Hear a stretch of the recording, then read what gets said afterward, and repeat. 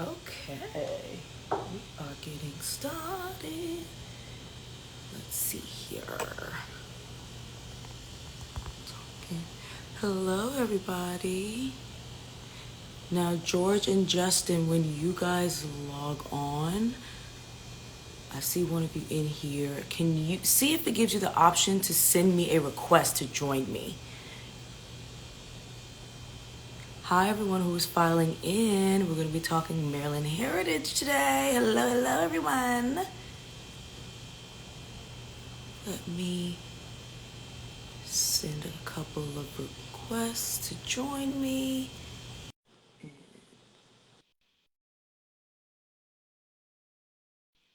There we go.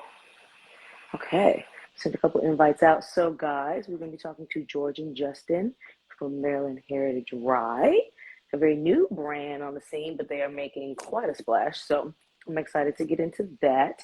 You can see the beautiful box that will be going out for sale tomorrow. Hello, hello.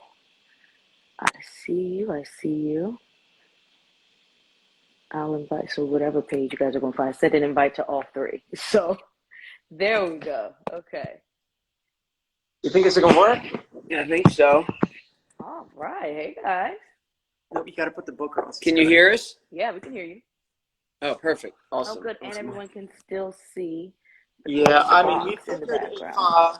if we both did this being together, there might be feedback from each phone. Do you think? Well, no, if you guys were if you guys were together and on separate pages, yes. So if you guys Yep. are in separate locations, it wouldn't be, but this is even better. Awesome. Yeah, so let me get my gem. How are you guys?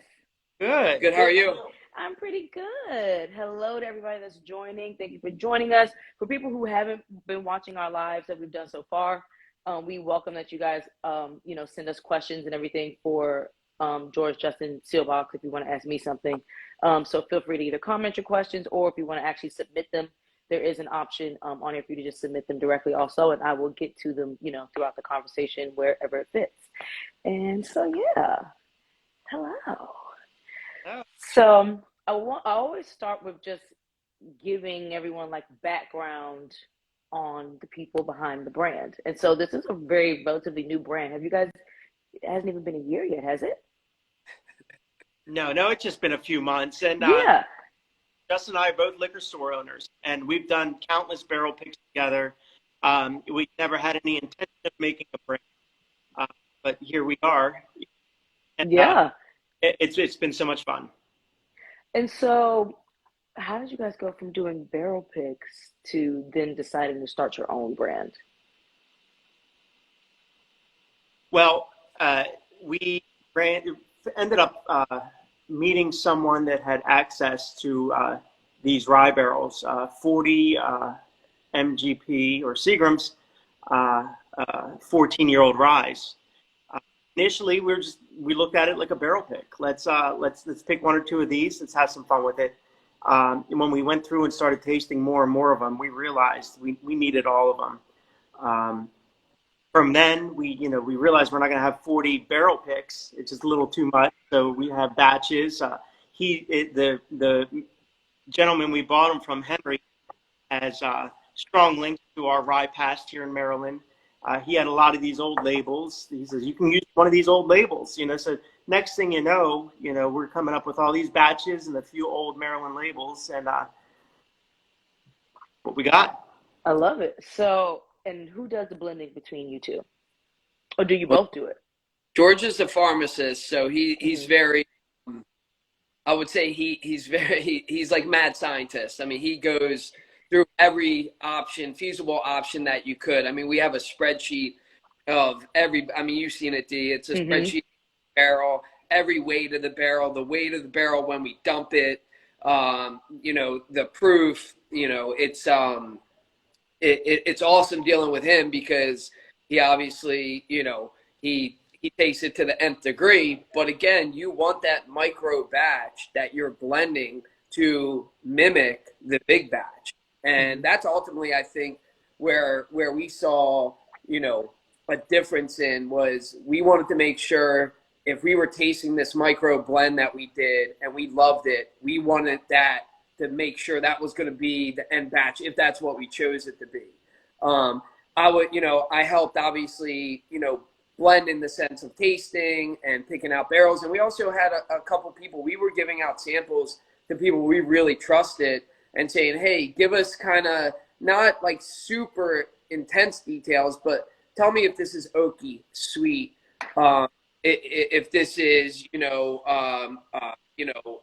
oak, if it's dry oak, if it's, so we at least had some type of database spreadsheet that said barrel 32 is very oaky. So if we had a blend that we kind of liked, but we thought was too oaky, we knew, okay, barrel 32 was a little on the oaky side. Let's pull that one out and maybe put in barrel 6 that was a little bit on the sweeter side. Mm-hmm. And again, it was so much fun. I mean, like George said, we went into it thinking we were going to each pick a barrel to basically saying, oh my God, these are, not everyone was a superstar, but the majority of these were really freaking good. And we were like, you know what? I think this is a great opportunity. Why not us, right? Why not buy these barrels?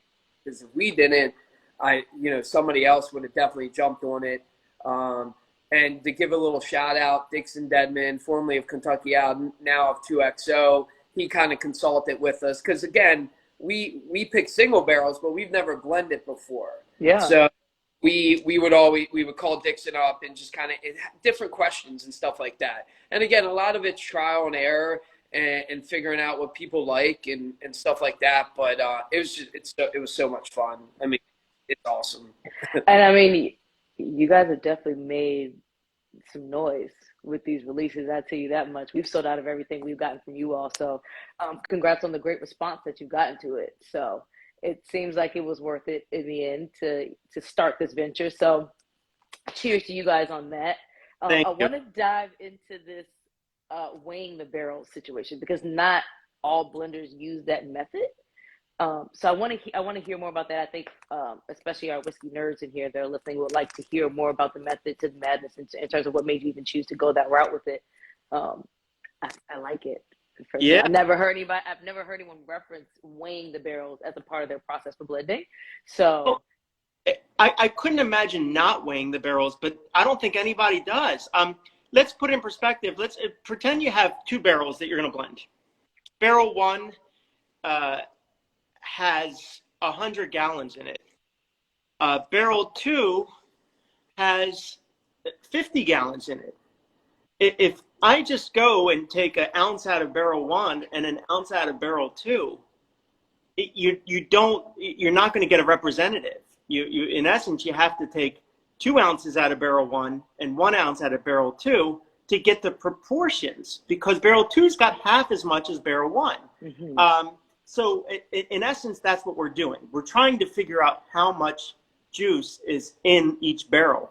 And the way to do that is essentially figure out what an empty barrel weighs that's wet. It can't be a new make barrel. It's got to be wet. It's got to have the whiskey in it. And then so you take the total weight minus what you've deduced is the actual weight of these barrels. And then you can figure out how many gallons of whiskey is in that barrel. You also have to take the proof into account. As the proof gets higher, the liquid gets lighter. So I've got it pretty much figured out. So we have spreadsheets now where we can enter the information. And the whole purpose of this exercise is to be able, like Justin said earlier, to make a batch, a test batch, and it be representative of what we actually end up with. Mm-hmm. Because if you're just taking the same amount from each barrel, I can guarantee you once you batch it, it's not going to taste like that. Yeah, I love the accuracy in that. Yeah. When Blake was telling me about the fact that you guys weigh it, I was like, oh, really? I don't hear blenders or anything talk about that, so that's really cool. Imagine, you can have a super short barrel, something that's only got 5 gallons in it, and then you have a bunch of gallons with a bunch of other barrels with 30 gallons. It's just, all it is just trying to, and I think it stems from, we looked at this opportunity as once in a lifetime, and we didn't want to mess this up. So we wanted to know what was gonna be in that bottle before it was in that bottle. Yeah. And I think it definitely shows through the final product. I mean, at this point, you got the resale on your bottles is like almost triple what people have paid for it initially during the first round. So again, I think kudos to y'all and the attention to. Also what people have to know is we're dumping the whole barrel, right? So we're not you hear like Aaron's from Smoke Wagon. He actually will dump a barrel and then take 5% from here, or he'll take 10% from this barrel or whatever. So we're not doing that. We're dumping the whole barrel. So obviously if you have a short barrel and you have a almost full barrel, obviously the proportions aren't equal. So you can't do a 50 blend, especially if you wanted to mimic what the batch is going to taste like. And again, George, I mean, the spreadsheets are awesome. I mean, he has it set up to where we could literally pull a barrel out and it'll take out that barrel, and then you put another barrel in it and it'll automatically give you the milliliter amount of what we have to add to that micro blend. Yeah. So it was, it made it fun, but it made it to where we knew that end, whatever we were blending, the micro blend, we knew was going to be exactly how that final batch came out. Yeah. So we know that there's a very rich history in Maryland, in particular, when it comes to rye production of rye whiskey. And I know that you guys are very aware of the chatter that has gone around in terms of the fact that you guys sourced this from MGP, but are putting Maryland Heritage on the label. Can you just give some insight into,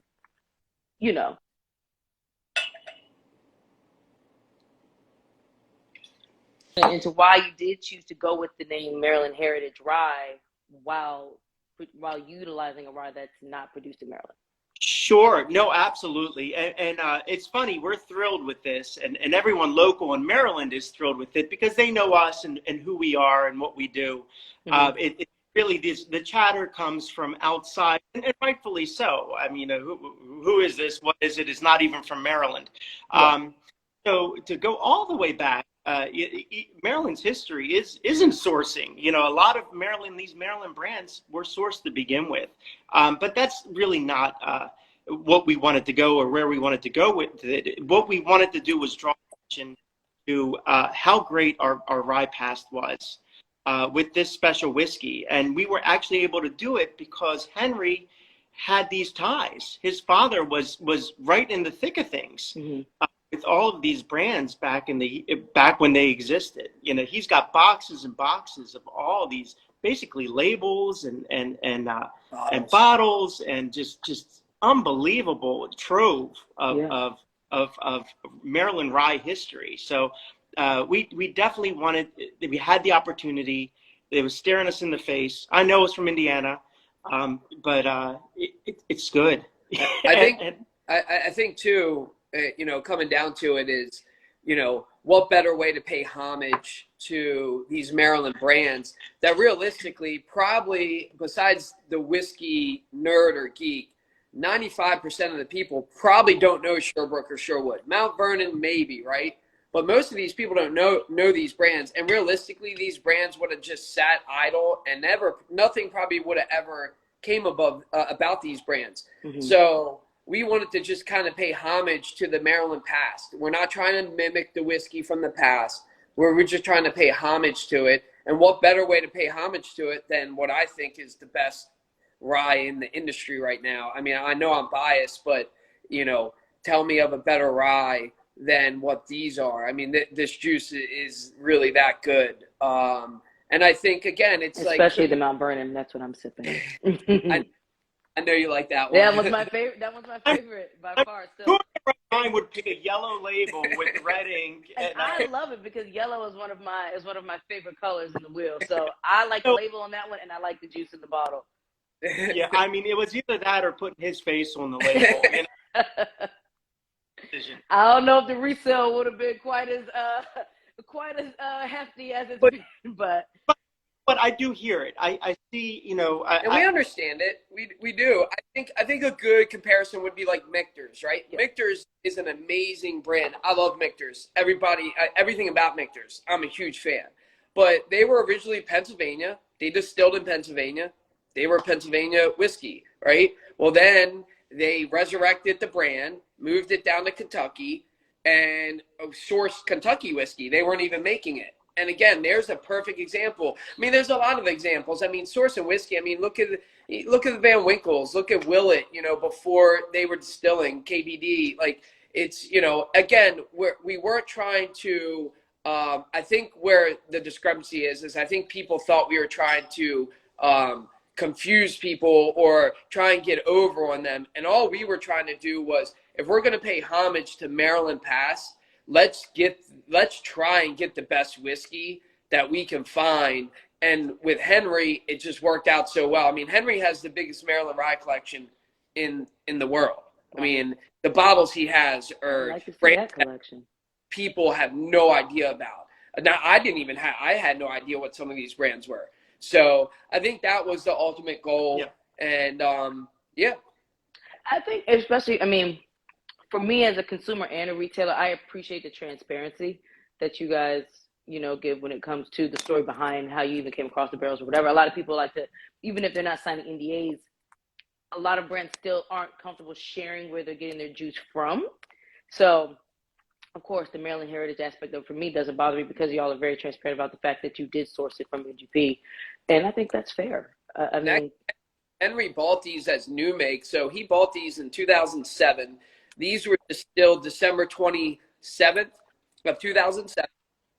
They aged at MGP all the way up until April of, I think it was April 14th of 2020.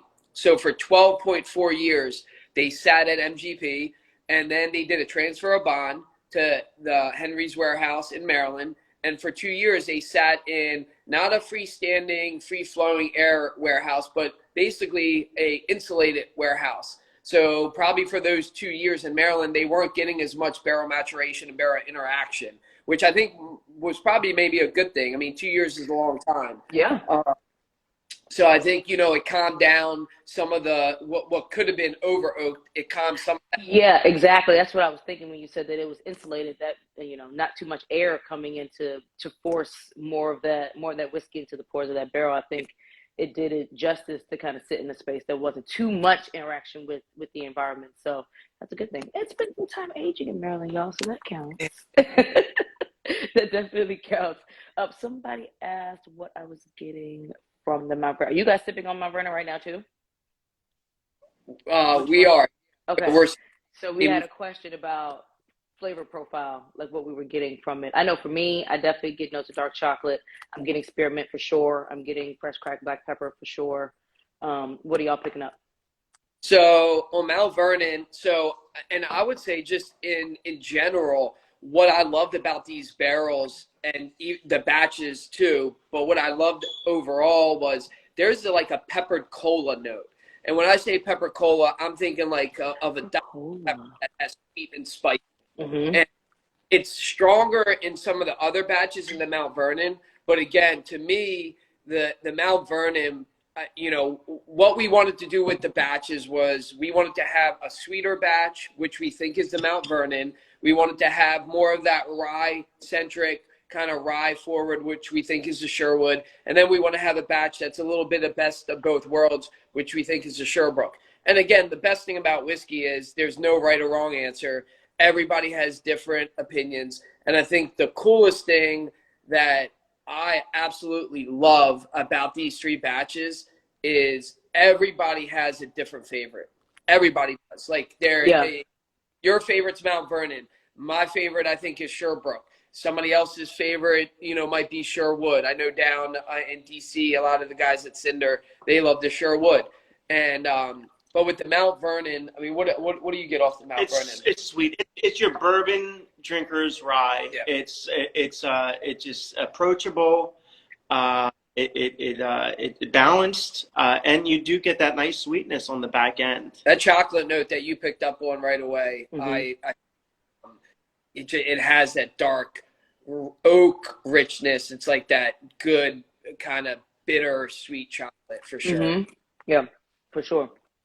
Let me see. We got a couple more questions here. How do they compare to other Maryland Rye like Sagamore? Not gonna directly compare to Sagamore because Sagamore does actually grow their grain here. They produce here, so it's not going to be the same as a Maryland rye versus an Indiana rye.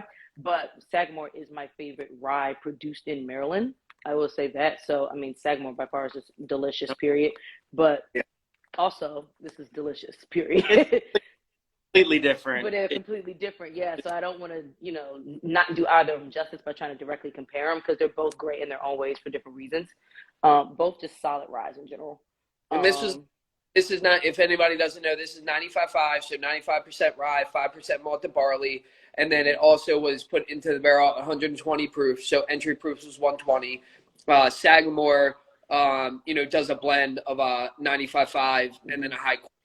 And then also they age to what, like 4 years? I don't think they go higher than like between 4 and 6 years also. So when we're talking like such a vast difference in age as well, again, not doing either one justice to try to directly compare them. Yeah. So, yeah. We're getting questions about the Lorley release. When is that coming? Do we have a date on that? We'll tease it a little bit. Oh, yeah. Okay, so we did see the picture. We have it posted on both their page and ours, guys, so you can get some information on that then as well. But do we have a date on those? I don't think so. I mean, we're going to get through these box sets first. The box set limited, of course. I think that's going to go out tomorrow. I believe 1 o'clock. Yes, tomorrow, guys. Just for those who are waiting on the release, 1 o'clock Eastern tomorrow is when the sets are going to be released on Seelbach. Yeah, so the method has been once a month, let's do something. So I started in June, with the release of each bottle from the batches. And for anybody that doesn't know, Lorley, I didn't know this until Henry kind of showed me the bottles. I didn't know Lorley was a Maryland label, right? It's a Maryland rye label. Now, granted, this is a bourbon, but again, we're paying homage to that storied past, right? So what this is MGP. It's the 75 21-4 mash bill. And 21 corn? 75 corn, 21 rye, 4 malted barley. It's bourbon. Okay. Their OG mash bill. And again, it's, Lorley, when they put it out, was a 15-year rye. But again, with the whole label thing, it's like, what better way? I would have never, ever known about Lorley, which I think 95% of the people that are listening probably had no idea what Lorley is. And if we never had ever produced the label, I don't think anybody would ever recognize it. And it's just another amazing Maryland label that came out in the past. So yeah, I've never heard the name before. So I love that y'all are bringing these back, and I love vintage just about anything. So super excited about that one. Let me see, we had some questions about the set. So a lot of people have been asking since I even posted about it, asking about the price of the set. It is going to be going for sale for $1,199.99, so just under $1,200. And I mean, if you haven't seen the pictures and videos and stuff we've been posting about it, it's in terms of quality and the care to the presentation and actual. I haven't seen a wooden box done this well at all. It is sturdy as hell. I've transferred this back and forth between the warehouse a couple of times, and like literally no issues with it. It's got a great handle at the top. It's literally like a whiskey briefcase, y'all. Like, I love it. So it is pricey, but you said what? It was so cool that we can get the glass up top, Yeah. But it was just perfect that Sherwood was tiny, just short enough to fit it. Yeah. So it like, guys, it is on the pricier side. I'm not gonna lie to you, but if there is, you have to account for the fact there is a premium on the bottles. This is a very quality, well done, sturdy box that you can reuse again and again for whatever bottles can fit in it. And yeah, they are putting out great product. I think one of the was on the Instagram account, the prototype box, to make sure it was sturdy enough. George took a video of me. I'm walking down the street of Baltimore, literally like kind of shaking it up and down with the burlap strap or whatever, just to make sure, because it's got 3 heavy bottles in there. Yeah. And again, you know, the set was always going to be more expensive, right? I mean, we released 3 bottles individually at what we thought was really affordable price, and you know, we're just so happy now you can get all 3 at the same time, and it's we're super excited. Yeah, I mean, right now the resale on these bottles are going for like $300-400. So if you consider what the cost is going for just to get an individual bottle, to get all 3 plus glass plus this box, it makes sense. It is. No work. Somebody says 30 box in quotations. That's hilarious. Let me see. We had a couple. What was your personal favorite out of 3? Oh, we already kind of answered the questions that came in. We had a question. What was our favorite out of the 3? What are you two's favorites out of the 3?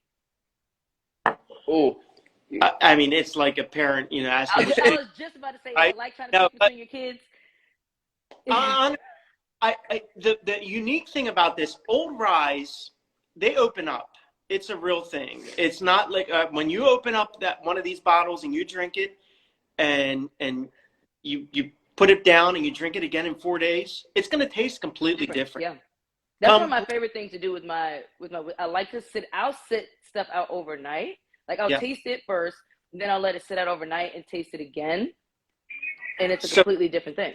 Absolutely, these ryes really benefit. I mean, they're great to start, but man, you let them open up.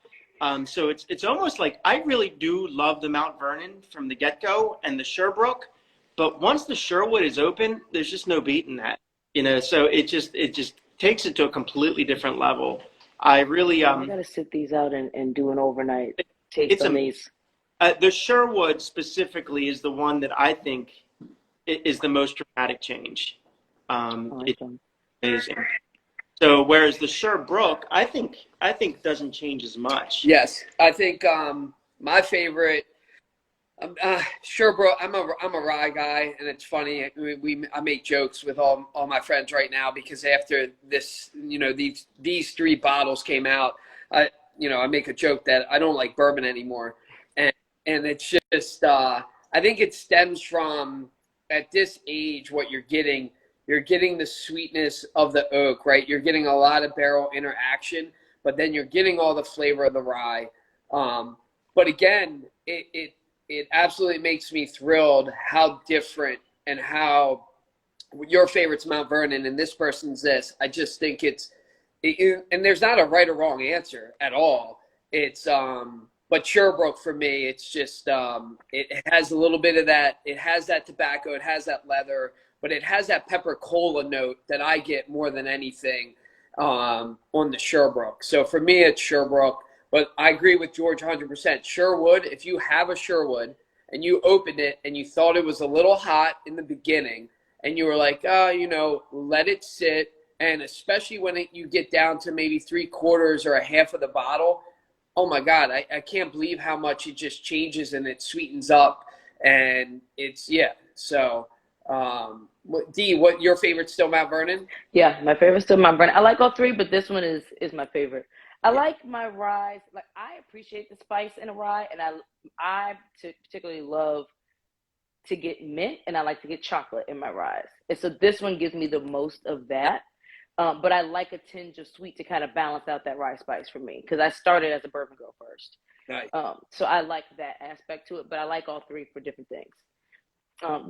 Last question, DIY Kaka. So what has the most chocolate and tobacco notes of the 3?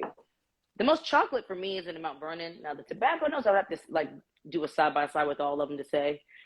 Maybe you guys will be able to tell better than me. Well, I hate to tease again, but so this, you notice this is the one I'm drinking, and it looks a little different. I love that shape bottle in particular. It looks a little the bottle behind you. So we did some single barrels too, and they will be coming out. So yeah, this is the shape I have, guys. Yeah, this is the one that went out for sale. Our singles come in this shape. So single barrels. I think we might have left a Sherwood single barrel there for you guys. So again, it's a square bottle for the single barrels. I think you did leave me with one of those. Yeah, and they're just really just a amplified version of each batch. So this Mount Vernon Sib, heavy tobacco, heavy leather, sweetness. It's just to me, if I had to pick one that had the heaviest influence, it would be that Mount Vernon. The Mount Vernon. And will the single barrels be going out as a set or individually? The one idea we have, but it all depends, without getting too far ahead of each other, is we will have some singles of the batches still left after the box sets. And it'd be fun to pair them. So Mount Vernon batch with the Mount Vernon single barrel. I like the idea of the 2-pack.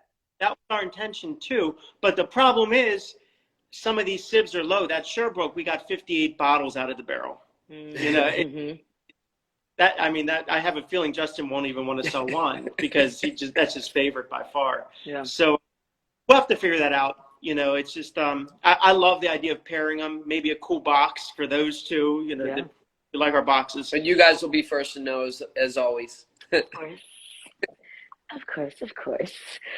For the Lorley, that's a blend too, right? The bourbon. So yes. So George can talk a little bit about it. How many barrels went into that? 6 barrels. 6 went into this. Yeah, 6 barrels out of what we bought. We bought we bought 9 barrels of the bourbon. So it's 97.8 proof.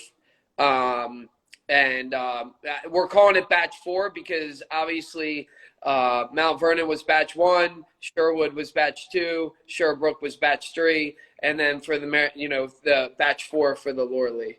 Yep. And we have a single for that as well. That's again barrel proof, but barrel proof at 100.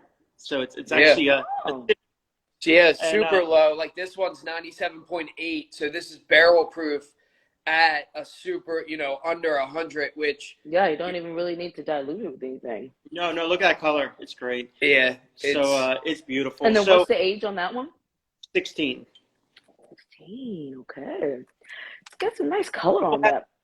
Yeah, we still have a few barrels that we've been talking to Blake a little bit, a secret project. We don't want to get too I was going to say, he told me to throw that out there.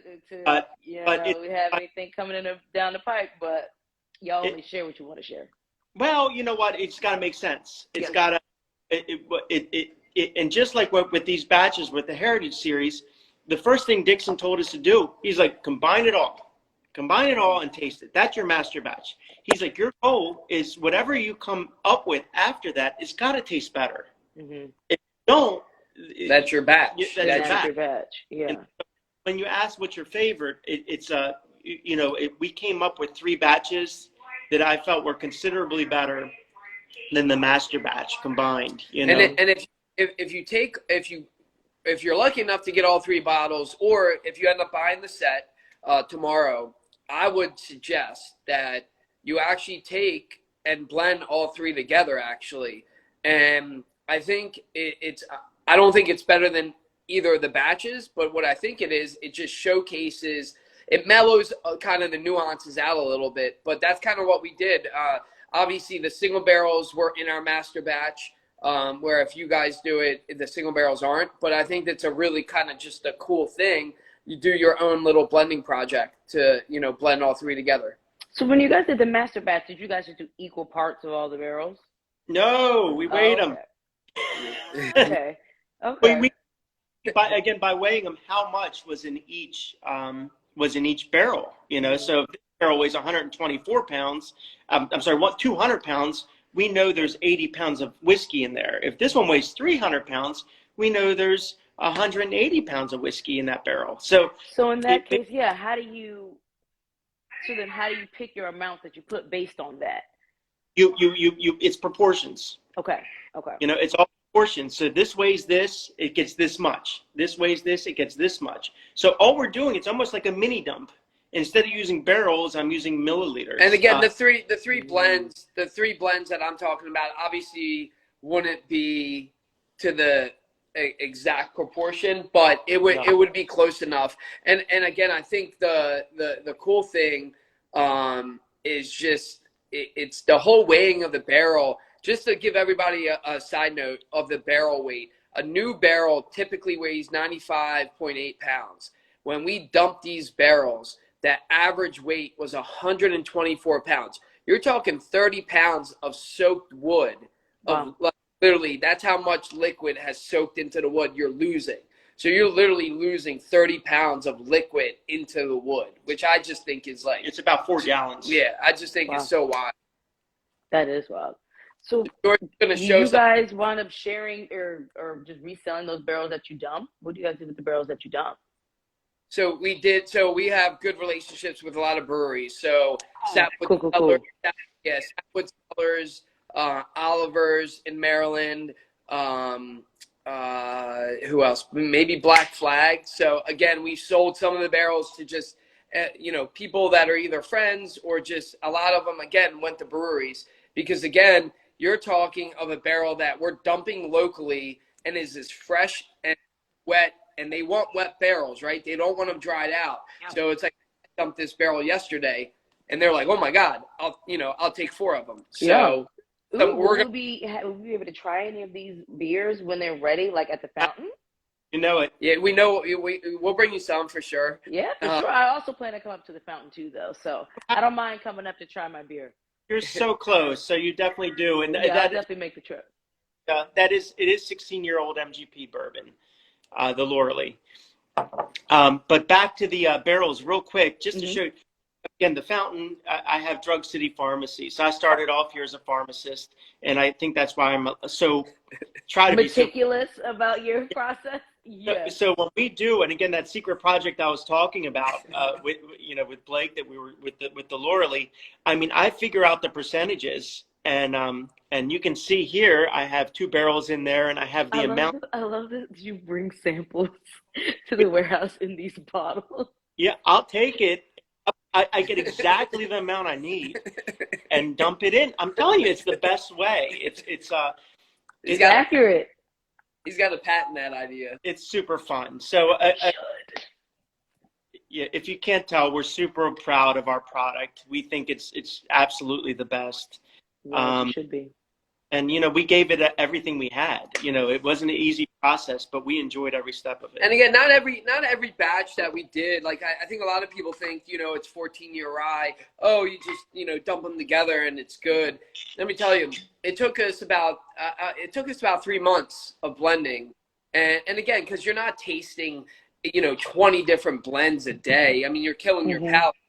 We're basically doing 4 to 5 blends a day, really digging in and picking out, okay, is it possible to make it better? And I think ultimately, it's being organized. I mean, obviously he's a mad scientist, so it's happy and really kind of digging into, do you think it's too oaky? Do you think it's not sweet enough? Also, again, if we were going to have 3 batches that were all the same, we would have done exactly kind of what Dixon said and just make one master batch, and then there it is. Yeah. But we really, once we realized, actually Sherbrooke, even though it's batch 3, that was actually the first batch that we came up with. That was the 14-barrel batch. So Sherbrooke is 14 barrels. Sherwood and Mount Vernon are 11 barrels each. But Sherbrooke was actually the first batch that we came up with. And after that, it was like, okay, let's, we really know that we can make this batch is better than that master batch, and let's see what else we can kind of come up with. So yeah, what I like is that all the batches, none of them taste the same. I appreciate batches coming out that don't taste like the previous. So kudos on that. Someone asked for the flavor profile on the bourbon. I haven't tried it yet, y'all, so I can't tell you. I don't know. It reminds me of those very old Scouts, the old MGP. The interesting thing is it's a barrel proof at less than 100 proof. It's just it's mellow. It's got a great nose. I think the nose. I mean, for something that's less than 100 proof, you can see the color. I mean, we were absolutely thrilled with obviously some of the barrels, but I will say this. The ryes, I mean, we came up with a ton of blends. This was even dealing with 9 barrels. This was, I think, even harder than the ryes in the sense of just making sure that whatever we come up with is the best possible batch. But I would say the overall profile, it has that good oak. It has that It has that Is it sweet. leaning more towards like quintessential bourbon notes, like the vanillas and caramels and tobaccos, or is it kind of taking us away from what we would tend to expect when tasting Um, a bourbon?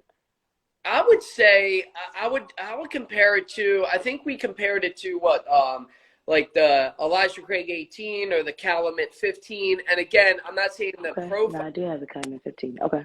Yeah, I'm not saying the profile's the same, but overall, I think the oakiness and that sweet oak, and just for me, it's like I right now I'm just loving these lower proof barrel strength. Hmm. If I can find something that's barrel strength that's at a lower proof, I think that's the best of both worlds. Instead of drinking something at 130 or 140 proof, not that there's anything wrong with that, but if I can get something that is barrel strength at a lower proof, man, you can just a lot of dusties are that way. Hmm. Uh, I just absolutely love it. But I would say maybe those two, like Elijah Yeah. Craig 18, Calumet. But it's a 15. focused oak. I mean, this Yeah. oak. We had a few barrels that just didn't play nice together Yeah. with the batches that we had to kind of just exclude.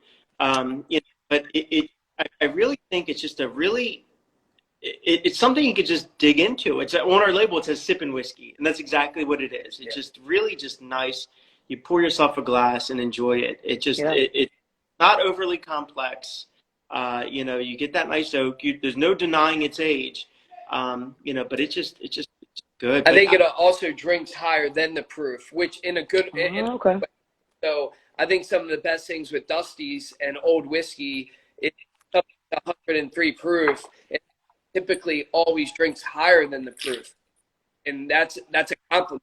Yeah. And I really think that proof, does it drink 120? No, but does it drink 105, 110? Yeah, I think it does. I don't know if you guys already said this, but did you already say what the entry proof was for the bourbon? So the entry proof, and we haven't 100% confirmed it, but we think it's 110. So a little bit lower proof than the rye. Where the ryes were 120 entry proof, the bourbon was 110 entry proof. Okay. And that's coming from the transfer of bond paperwork and all the paperwork that we got.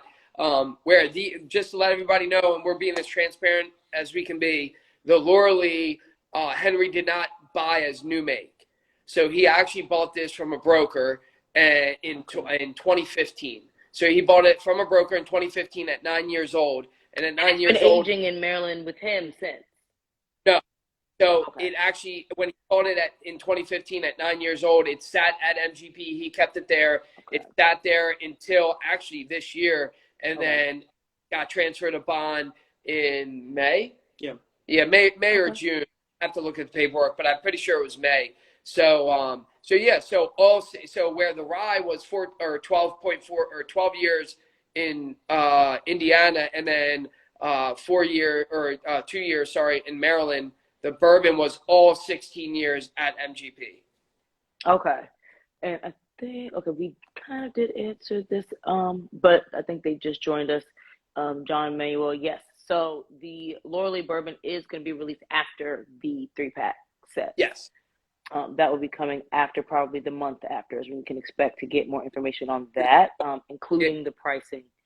Keep up to Seelbach. You guys will obviously, be the first to get it and first to release it. So, yeah.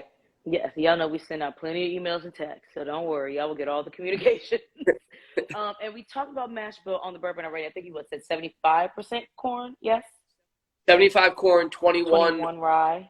Malted barley. So it's that OG mash bill. So if anybody, a little history that I learned, and the best thing about bourbon is you learn from other people, is MGP back in the day when it was actually Seagram's, basically made 3 mash bills for the most part. They made the 75 21 4. They made the 60 corn, 36 rye, 4 malted barley, and then they made the 95 5. It wasn't until MGP bought the distillery in 2011 that they started doing a bunch of different recipes. So yeah. Well, it's delicious. I think what am I drinking right now? The Sherwood. See, I mean, different profile, but it's just as good. I'm telling you, it's just it's on any given day. Either one of those could be my favorite. It is great. Mm-hmm. What's the proof on this one? Kind of makes me want to add water to it. Yeah, it's a high. What's the proof on the Sherwood? Oh, 110. Yeah, it's the highest of the batches. So, and I think like George was saying, that one definitely opens up. I think it does drink hot. I agree. I think it drinks a little hot when you first try it, and it really you need to get down to about, I would say, a half of the bottle for it not to need that little bit of water. Mm-hmm.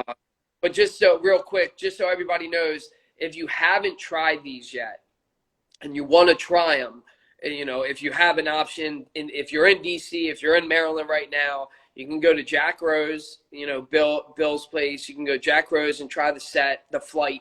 You can go to Cinder, Matt Krim's place at Cinder. Great spot, great barbecue. You can try them there. You can go to Cured in 18th and 21st in Maryland, and you can go to Barflies in Baltimore. Right now, those are the 4 places that have them jailbreak. How about the fountain? Oh, I was gonna say, is it sold out at the fountain?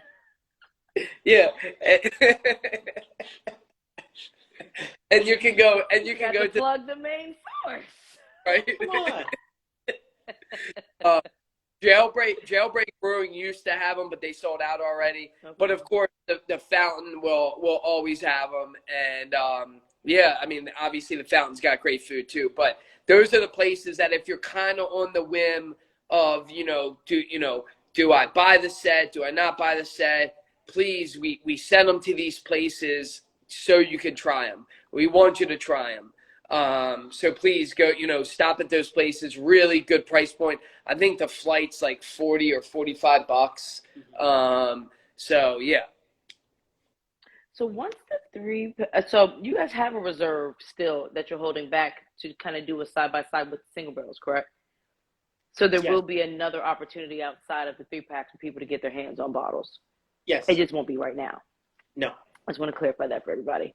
So there's plenty of opportunity to get your hands on these bottles, guys. It just depends on what you want to do. Yeah. One of Dixon's big pieces of advice, he's like, you got to hold some back. And you want to hold back, and me and Justin both thought of a number, and then he's like, then double it. So, and I'm glad that was good advice. It gives us some leeway because these bottles are amazing. They really are good. I can't tell you how many people have come to me just in shock. It's not often you come along 14-year-old MGP ryes. It's just a completely different animal. And it's nice for us to be able to get them out and in a way that we're trying to take care of our customers. We're trying to take care of the connoisseurs, the people that can really appreciate this.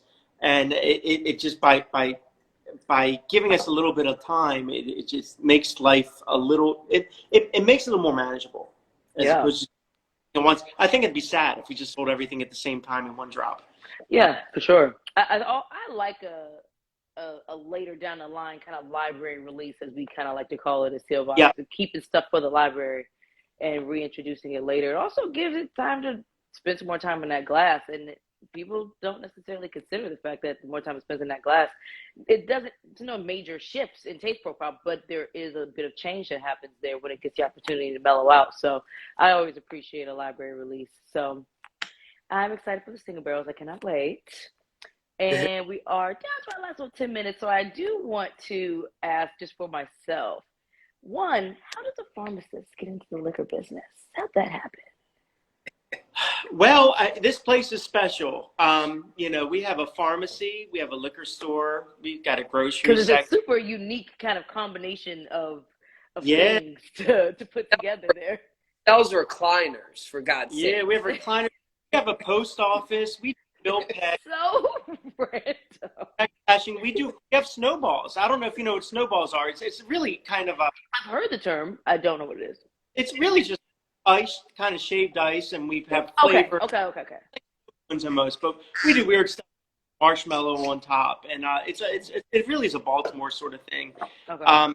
It's been around since the 50s, and I started here as a pharmacist. Actually, I started here as a cashier. My mom found me the job back in 1996. I got into pharmacy school, graduated in 2000, and they just kind of kept me on board. I stayed clear of the liquor section. I didn't do much over there. You know, So there was always both sides to that. absolutely, but it was really Okay. kind of domestic beer, cheap wine, kind of let me pick up something. It wasn't a destination store by any means. It was like more of a convenience type of situation. Yeah, But, yeah. Let me get my prescription, a 30 pack, and I'm good to go. And so when I took over, I bought the store in 2016. I was really getting into whiskey at that time. Okay. It was just, I wanted to grow that area, and we did. We just have such a great community here in Maryland. We do so many amazing things. I mean, look, liquor store owners working together. We have a really big charity component to what we do. It just never ceases to amaze me, the power of a bunch of whiskey enthusiasts. We've raised hundreds of thousands of dollars, and it's amazing. So, back to the pharmacy part, once I bought the store, I kind of spread out throughout the whole section. You got to come down one day. I will be. And then, like I said, just really started focusing on liquors. And I do think we're one of those stores when if someone's coming into town and someone says, where do I go? I know All View's in that list. I know Drug City's in that list of places you got to check out. At any given moment, we'll have 10 to 15 barrel picks out. It's just a great thing. We had Mike Rowe. Do you know Mike Rowe? Dirty Jobs. I can say that name sounds familiar, but I don't know why it sounds familiar. Same way. But Discovery he stopped by Discovery last Channel. week, and he was blown away. And it was just so cool to have like a more of a national figure like that. Just Yeah. come over and just be like completely. There's nothing else like it, and that's exactly what he said. Yeah. So I look forward to having you one of these days. That's a great niche to have, and I can't wait to try some of you guys barrel picks. So make sure I have some bottles cracked for me. Right. So Allview. So Justin, how did Allview come to be? So, not as crazy story or cool story, but It's just a yeah, it's just a liquor store. So it's always been called All View Liquors from the late 60s, 70s. My dad bought it in 1994, Okay. and 1994 all the way through college and everything. I realistically never was thinking I was going to run it or anything. Have a finance and banking degree, and worked for some finance firms. And bottom line was, in 2011, I got the opportunity to basically buy out one of his partners, but not to run the store, just to buy it out. So I bought him out. Keep it in the family. Yeah, bought him out as an investment opportunity. And then in 2015, 2016, some things happened. And basically it was, hey, do we sell it or do you go and run it? Basically. And, I was like, you know what? I think it's a cool opportunity. Let's see where it leads us. And that was about 2015. And right from the 2011 point to 2015, even though I wasn't technically like a full-time worker, I still worked there on and off, and I started increasing like the craft beer business. And if anybody knows, craft beer kind of coincides with the bourbon industry. People started like, Goose Island Bourbon County Stout. Everybody started drinking all these barrel-aged stouts and then saying, oh, what's it aged in? What is this aged in Buffalo Trace? Is this aged in this and this? And I think ultimately, the whiskey industry was just climbing. The beer industry, I think, kind of peaked at, around 2016, 2017. So from 2015, I just started kind of branching out and kind of seeing, where I could take the whiskey aspect of the store. So I started running the store from the finance side, and then basically, just kind of going, through all the different aspects of, hey, how can I grow the business, blah, blah, blah, blah, blah.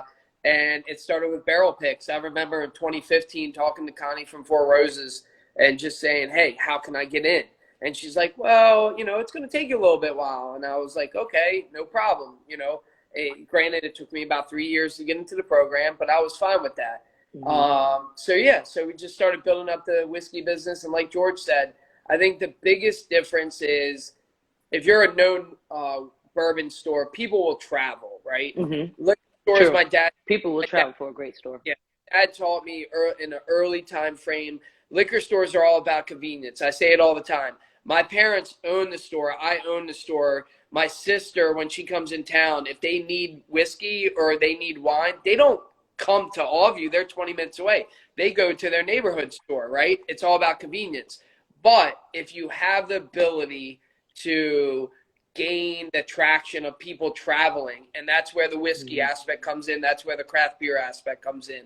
So basically we just built it up, and that's kind of where we're at now. We're connected to a restaurant called Leland's. We do own the restaurant, but we lease it out. So we Okay. do really good food. They have an outside dining area. So he Oh, does well, a then great, I've got two places to go eat and drink. yeah, Great. he does a great job. Again, this place is, Drug City's, I'm here as much as anybody, I feel like. And it's, Drug City's like, if they don't have it, you don't need it kind of thing. Uh, I like that saying. I like that. yeah. I Yeah, might, I might steal that and use it one day. we're actually up here, so we're above the pharmacy right now. I don't know if you can see Hey, this, I can. but Yeah. we got a It's great so, and it's space up nice and here. intimate in there. It's a Yeah, it's speakeasy. fun. We got Yeah, I love that. we even got like a secret door leading in. I love that. Oh, yes, I So love that you're showing us this. so Okay, I yeah, we see. are above the pharmacy right now. You got to come. It'd be so much fun. I am. I'm gonna come and I'm gonna bring my mom with me because Yes. she's Oh, my dine out partner. she would love it. And yeah, so anyway, that's basically how I got in. And, I kind of got trapped into the whiskey industry. I started picking barrels and basically, meeting great people. And the one thing that George and I have always done, we bring customers and friends to pick the barrels because what you like, what I like, what George likes, everybody else might not like. And there's nothing wrong with that. And I think that's where, part of our blending process with these, going back to the blending process, is, we wanted to know everybody's opinion, right? We wanted to see, hey, what do you like about this? What don't you like about this? And again, that's the best thing about whiskey. Like George said, not a lot. Let me tell you, liquor store industry is cutthroat. It is. Before I met George, nobody wants to work with you. Nobody wants to team up. It is as cutthroat as it gets. They want to take your customers, and I think where George and I come in is that we know we have different clientele. He's 30 minutes from me, and we do have the same clientele too. But you know what? We offer different things, and we're doing great things for charity. I mean, like George said, we raised $110,000 for St. 4 days. I For mean, St. Jude's, I was gonna ask. Okay. we raised with bourbon, right? With whiskey, and we're doing all types of things. I mean, bourbon and bow ties. George has a high end whiskey every year that he raises a ton of money with, and What is bourbon and bow ties? That's the high end whiskey tasting? Yeah, we try. I love that. Sounds like a good excuse to dress up.